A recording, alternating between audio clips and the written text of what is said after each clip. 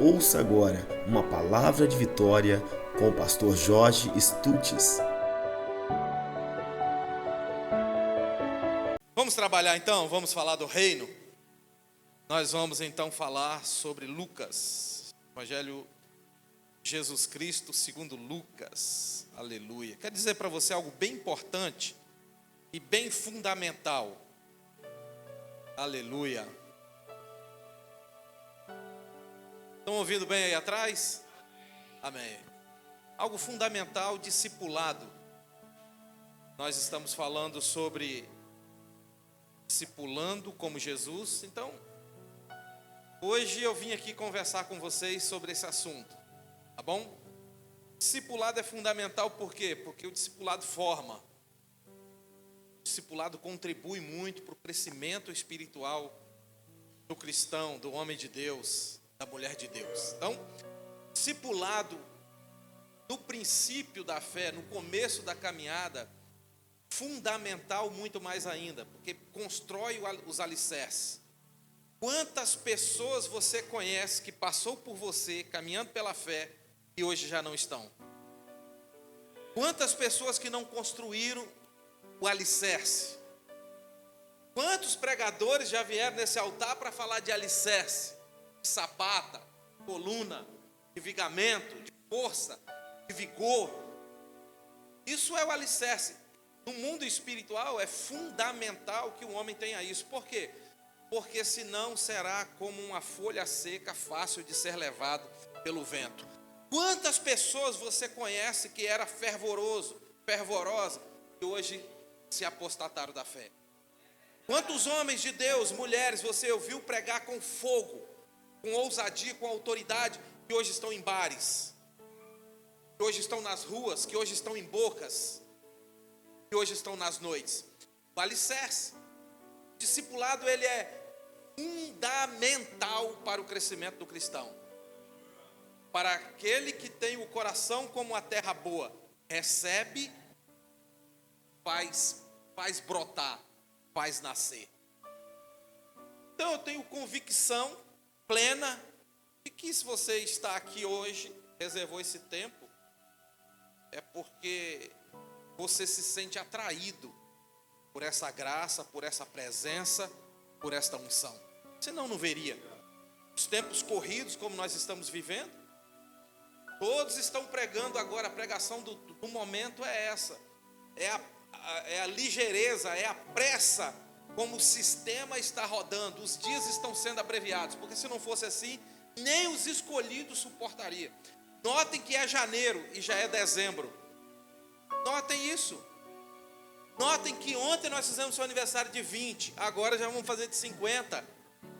É rápido. É rápido. Perceba isso. Então o discipulado vai contribuir com que você permaneça. Porque melhor do que começar é permanecer. E melhor do que permanecer é ir até o fim, para experimentar do fruto que a Bíblia diz, que é da árvore da vida. Eu quero saber o sabor desse fruto.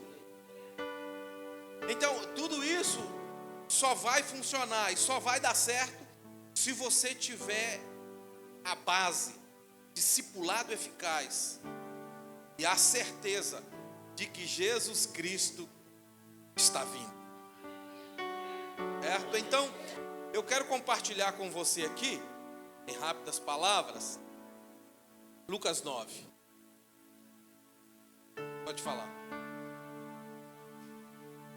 Lucas 9. Eu estou esperando o gatilho aí.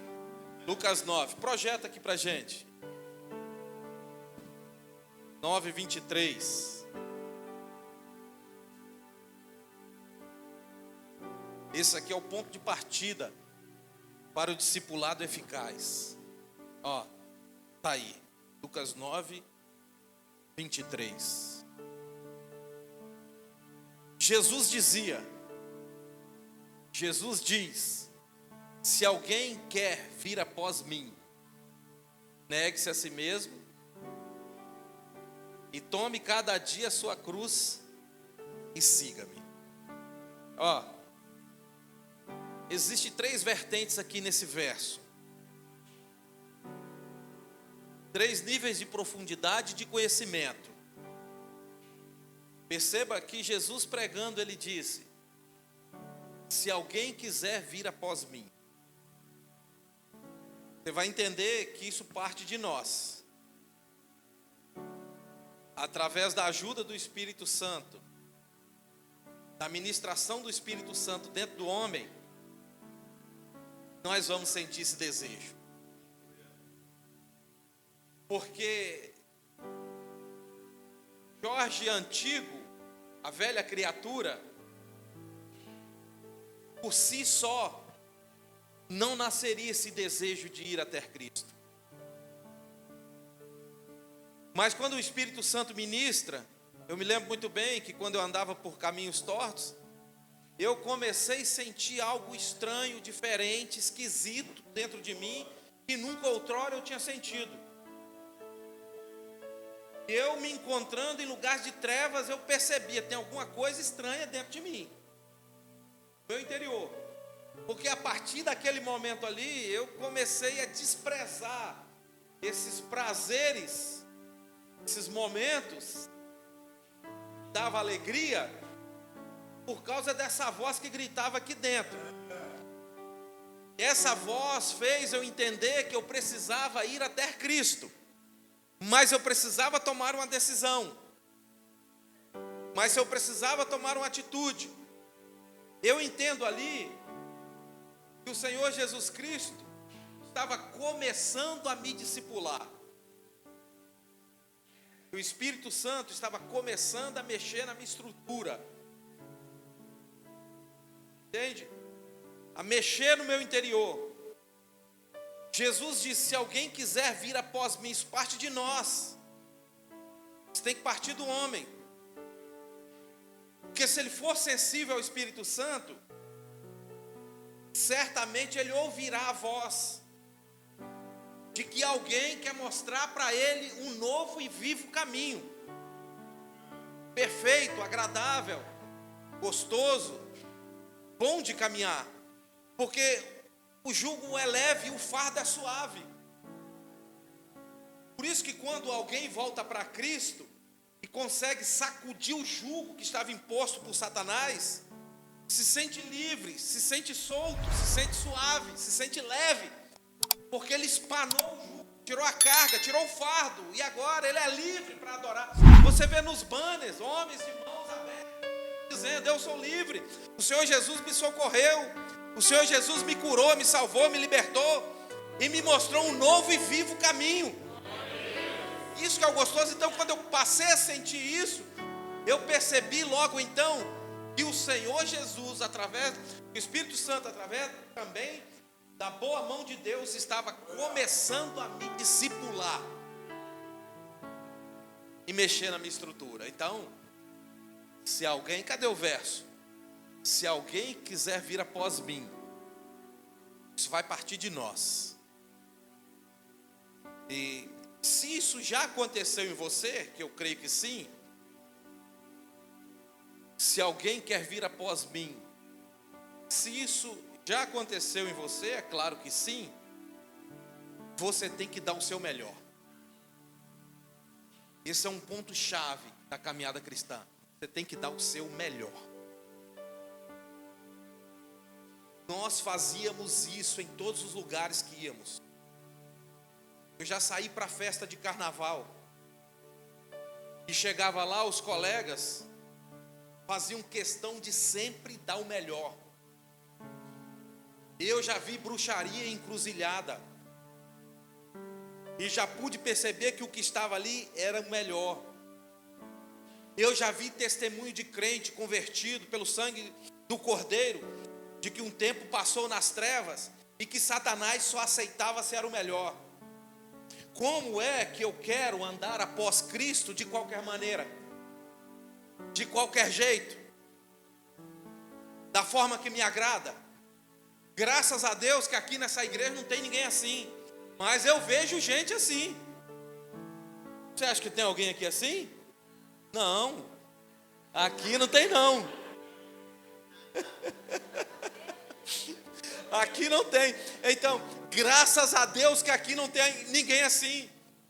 Quando o Senhor Jesus estava dizendo, se alguém quer vir após mim, para começar o processo de discipulado, o processo de ensinamento, isso que é tão fundamental e importante, essa pessoa que quer vir após Cristo tem que andar direito, tem que andar reto, tem que andar certo, tem que andar em retidão, tem que andar em arrependimento, tem que andar em perdão. Olha para Jó quando Deus se refere a ele.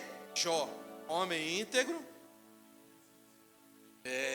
reto, que se desviava do mal. Características da vida de Jó. Jó foi tão tremendo que quando ele cultuava a Deus, ele entregava uma oferta representando cada filho, caso os filhos tivessem pecado. Que nível de conversão, né? Quem discipulou Jó? Quem é que pregou para ele? Porque uns na igreja se destacam e avançam no ministério e outros ficam retidos e amarrados?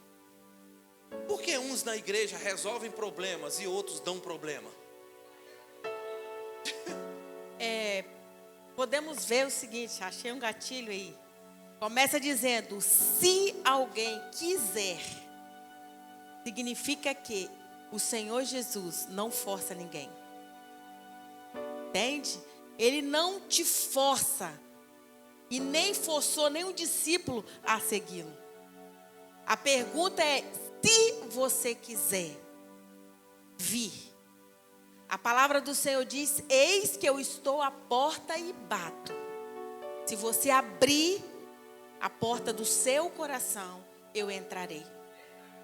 O que significa que o nosso Deus, Ele quer criar e ter um relacionamento, fazer um discipulado, tete a tete com você. Mas para isso você precisa deixar Ele entrar no seu coração. Quando nós falamos de discipulado, nós falamos de sentar à mesa. O referencial de Jesus foi o partir do pão, queridos. Quando nós falamos de discipulado, nós falamos de mesa. Nós falamos de relacionamento. Mas para isso você precisa querer. A palavra de Deus precisa entrar em nosso coração. Quando diz, eu escondi a tua palavra no meu coração, para eu não pecar contra ti. Palavra fala de discipulado. Bíblia é o maior discipulado que existe. Eu acho que, falando, pastor, para mim, o maior discipulado que existe é a mesa e a palavra. Quando Jesus era um referencial de partir do pão, lembra daqueles 2 discípulos no caminho de Emaús? Desanimado, desacreditado. E Jesus ia caminho com eles reclamando. E eles não perceberam que era Jesus. Quanto tempo que eles passaram com Jesus, não conseguiram reconhecer. Mas quando eles entraram lá naquele hotel, em que Jesus partiu o pão, eles reconheceram Jesus. Projeta aí João capítulo 1, verso 38. Peguei o gancho. João 1, 38. Jesus voltando-se, vendo que eles o seguiam, disse-lhes, que buscais? E eles disseram, Rabi, que traduzido quer dizer mestre, onde moras? Vai, o próximo verso. Ele lhes disse, vinde e vede. Foram e viram onde Jesus morava, e ficaram com ele aquele dia, e já era quase a hora 10ª. Olha esse verso, a introdução desse verso, vinde e vede. Jesus, ele discipulava com palavras e discipulava com atitudes. Vinde e veja. Ensinava com palavras e ensinava com testemunhos, com atitudes. Relacionamento também. Relacionamento. E viram onde morava e ficaram com ele aquele dia. Mesa. Quando é que eu aceito o discipulado?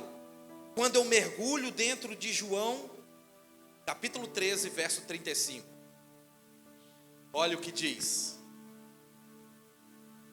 Nisto todos conhecerão que sois meus discípulos, se vós amardes. Tá aí, ó. É isso aí. Duas coisas eu quero dizer para vocês aqui. Quando Jesus leva os discípulos para casa e disse, vinde ver, e ficou com eles, Jesus estava compartilhando vida. Quando você senta à mesa com um discípulo, com um amigo, com um irmão da igreja, e compartilha o pão,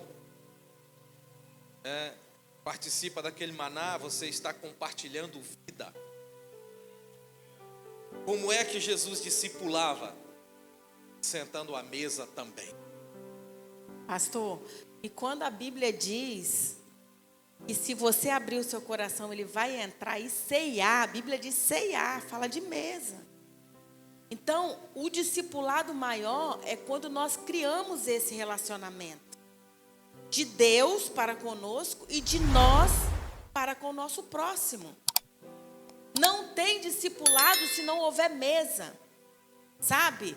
Se não houver relacionamento, se você não for na casa, se você não sentar na mesa, não tem como. Não existe discipulado. Entendeu?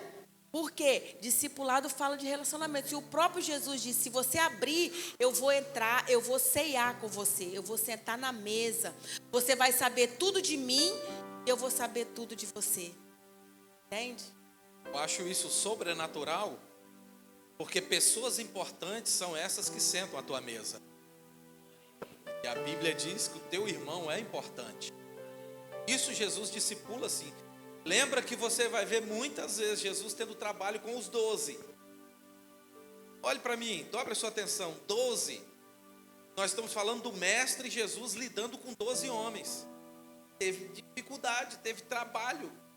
Não porque ele era impotente, mas sim por causa da mentalidade dos 12. Dando de 12. Tem trabalho para discipular, para ensinar. Porque é difícil entrar aqui, ó. É difícil. Quantas pessoas que caminham em igreja há 10, 20, 30, 40 anos e é a mesma coisa. E alguém diz, olha, você mudou o quê?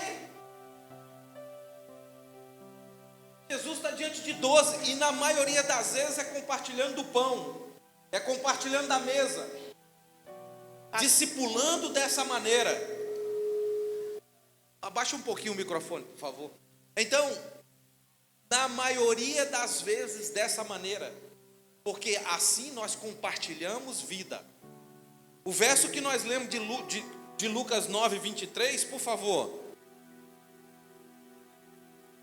Lucas 9, 23, dizia a todos, se alguém quer vir após mim, isso é uma atitude sua. Lembra do menino pródigo? Chegou uma hora que ele quis voltar. Apanhou e disse, não dá, sem ele não dá, sem o pai não dá.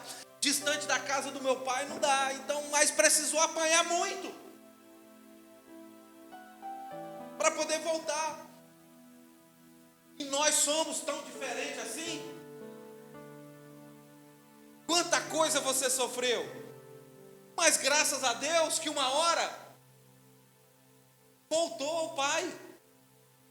Isso é uma atitude que nós precisamos ter. Se alguém quer vir após mim, negue-se a si mesmo. Você consegue?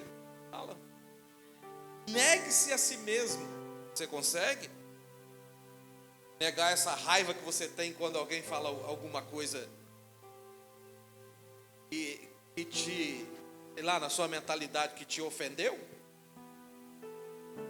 Você consegue se negar? Segurar esse ódio, segurar essa raiva, segurar essa resposta, dizer não, esmurrar o peito e dizer não ao pecado, negue-se a si mesmo. A nossa vontade, a vontade humana, esse conflito diário, dia e noite, entre carne e espírito, você consegue negar-se a si mesmo? Pastor, a gente lembra quando aquele jovem rico que Jesus chamou, né? Não, Jesus não chamou, ele falou. Ele disse para Jesus, eu quero te seguir, como eu faço? Né? E Jesus falou das leis, disse, não, isso aí tudo tranquilo. Aí quando Jesus falou, ó, você vai ter que negar, deixa tudo para trás, né? Segue. Às vezes, esse negar é onde nós somos presos, entende? As cadeias que nos cercam, às vezes pode ser uma falta de perdão, sabe? Que são cadeias que nos prendem, né? Falta de amor próprio, que nos impede. Aquele jovem eram as riquezas e muitas vezes nós somos presos por coisas materiais, por bens materiais, que a Bíblia diz que a traça e a ferrugem comem e se acabam. A Bíblia fala que devemos juntar tesouro no céu. Aquele jovem não conhecia tanta palavra, senão ele não ia ficar apegado com as coisas terrenas. E quantas vezes as coisas terrenas nos impedem de seguir a Jesus? Quantas vezes a riqueza nos impede de seguir a Jesus? Lembra que essa semana a gente estava falando de um casal que entrou na igreja destruídos. Ele desempregado, ela trabalhando, passando guerra, passando luta, e nós ajudamos, e fomos, e foi rompendo. Já tem uns meses, aí, glória a Deus, ele começou a trabalhar, e a cabeça do homem mudou. Aí o pastor Jorge, o que você disse para mim? Porque às vezes a gente não entende por que tem pessoas que não conseguem se prosperar ou ter uma vida, estar na presença do Senhor, mas vive ali aquela vida porque não sabem ter. E a gente estava dizendo um bom salário, entende? Começou a trabalhar, ganhou um bom salário. O cara mudou, começou a não ir para a igreja, começou cheio de coisa. Entendeu? Então essas coisas terrenas nos impedem muitas vezes de seguir a Jesus. Negue a si mesmo. Olha isso. Você consegue projetar o jovem rico? Escute isso. Na verdade, a vida do homem tem dois extremos. Perceba isso, preste muita atenção nisso. É importante. Guarde. Somos pessoas diferentes em dois extremos. Um é muito soberbo e o outro é um tanto quanto autoestima baixa. Já reparou? A pessoa que é soberbo demais, em outra esfera, aquele que se sente rejeitado. Que é soberbo demais, é rejeitado por Deus. A palavra diz. Soberbo é rejeitado por Deus. Do outro lado, a autoestima baixa, se sente rejeitado, é maltratado por ele mesmo, a ponto de tirar a própria vida. E o discipulado que o Mestre Jesus oferece a todos. O alimento que é dado ao irmão aqui da primeira cadeira é o mesmo dado ao último, da última cadeira. Então, o alimento dado, o cardápio e tempero é o mesmo. É a mesma coisa. Então, por que um se alimenta, o outro não? Porque um gosta e o outro não. Aonde é que está o problema? Discipulado de Cristo é capaz de nos libertar, nos traz libertação. Te liberta da soberba e também te liberta da rejeição. Pois se você é soberbo, você desconhece o seu Deus. Discipulado de Cristo, quando ele diz, aprendei de mim que sou manso e humilde de coração. O irmão que é brabo demais está aprendendo com quem então? O irmão que não tem humildade nenhuma está aprendendo com quem? Se o Senhor Jesus diz, eu sou manso e humilde, aprenda isso comigo. Discipulado eficaz, o mestre oferece, tanto por primeiro quanto por último, é o mesmo, mas transforma uns e outros permanecem da mesma forma. É assim.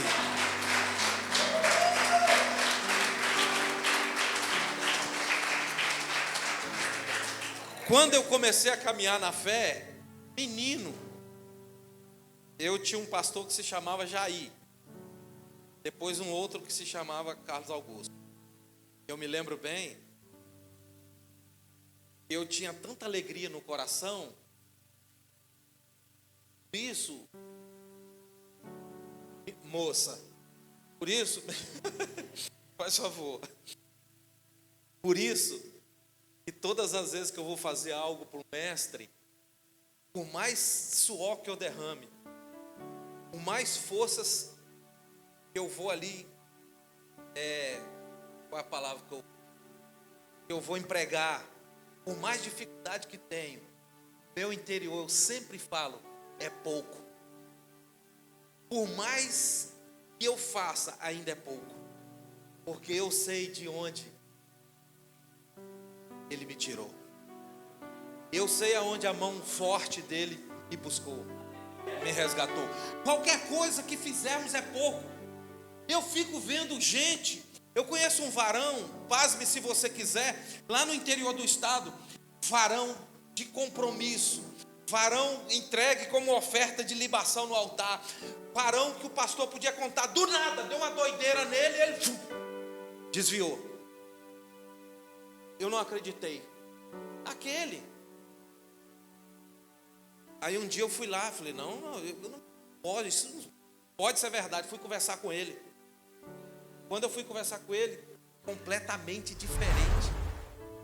Sisudo, cara marcada, já possuído pelo mal. Porque quem tem um selo do Espírito Santo é sorridente.